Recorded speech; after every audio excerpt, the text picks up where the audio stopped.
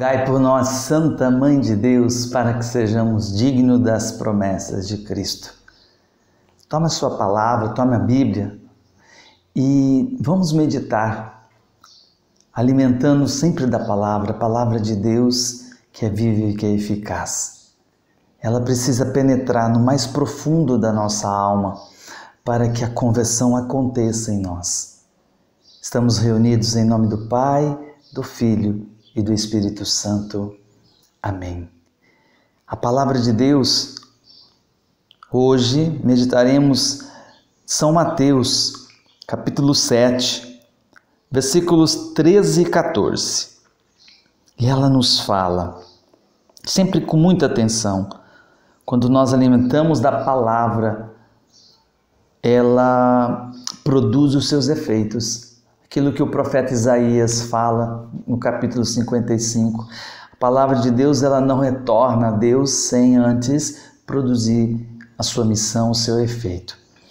Entrai pela porta estreita, pois larga é a porta, e espaçoso o caminho que leva à perdição, e muitos são os que entram por ele.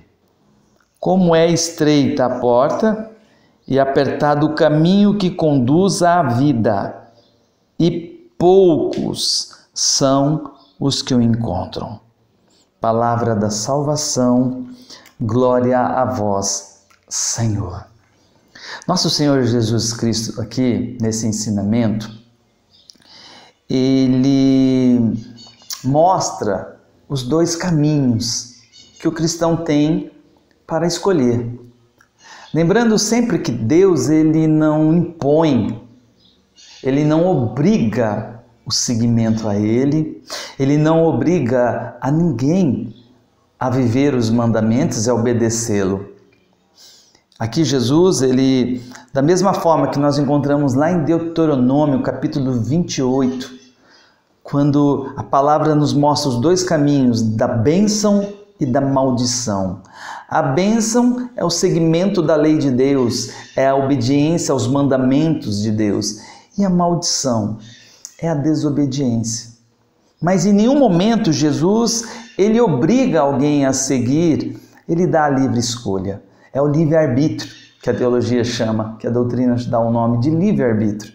Eu posso escolher o caminho apertado, e aqui Jesus, ele faz essa comparação, né? A porta estreita e a porta larga. A porta estreita é a porta das santidades de vida. A porta estreita é da prática das virtudes, a obediência aos mandamentos de Deus. Enquanto a porta larga é a desobediência, é você não viver os mandamentos. Ao contrário de praticar as virtudes, é deixar a inclinação que todos nós temos para o pecado, a concupiscência, aos vícios, a nos deixar levar pelos vícios. É a vida desordenada que existe em nós, das paixões desordenadas, do amor próprio, doentio, desordenado, que em tudo nos faz a buscar a nós mesmos, a nossa própria vontade. Então, Jesus, ele deixou muito claro, ou você entra pela porta estreita, e o mais duro aqui, poucos entrarão por essa porta. Porque é mais fácil você seguir aquilo que as paixões te impulsionam.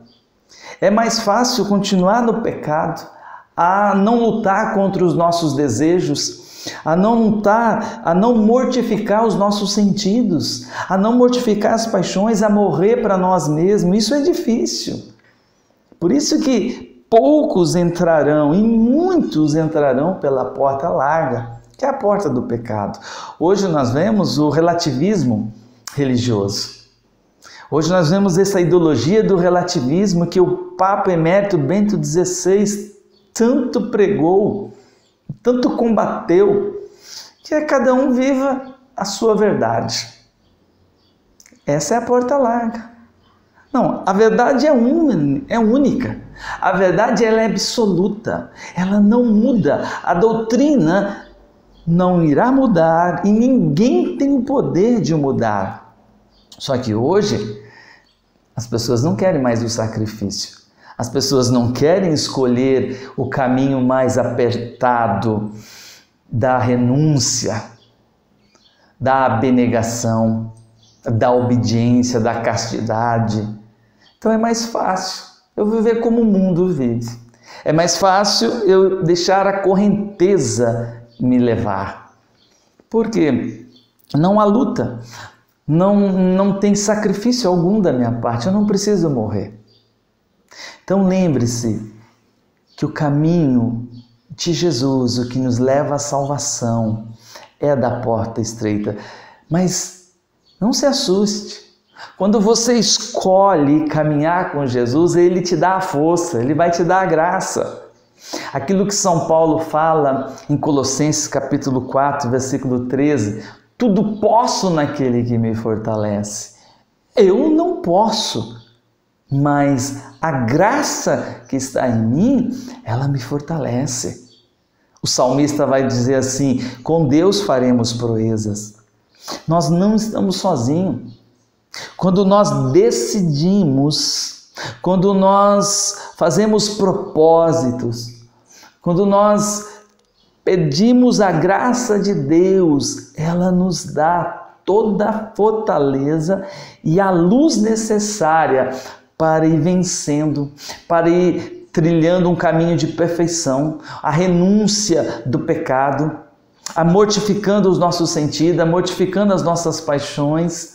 Ela mesmo vai dando a graça e ao mesmo tempo a luz e a força, iluminando a inteligência e convidando a nossa vontade para ir vivendo a vida divina. Não podemos esquecer disso. Jesus, Ele prometeu, eu estarei convosco até os últimos dias. Jesus, Ele cumpre as promessas. A nossa parte é confiar, a nossa parte é rezar e rezar muito, pedindo sempre a graça que nos acompanhe para em tudo fazermos a escolha certa. Peça para Deus essa graça.